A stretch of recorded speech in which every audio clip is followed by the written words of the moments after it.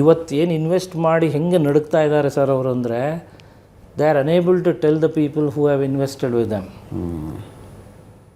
ಅದಕ್ಕೆ ಕುರುಡು ಕಾಂಚಾಣ ಕುಣಿಯುತ್ತಲಿತ್ತು ಅನ್ನೋ ಥರ ಇದು ಕುಣಿಸ್ತಾ ಇದೆ, ಎಲ್ಲರನ್ನೂ ಕುಣಿಸ್ತಾ ಇದೆ. ನಾವು ಕಮಾನ್ ಅಂತ ಹಗ್ ಮಾಡ್ತಾ ಇದ್ದೀವಿ.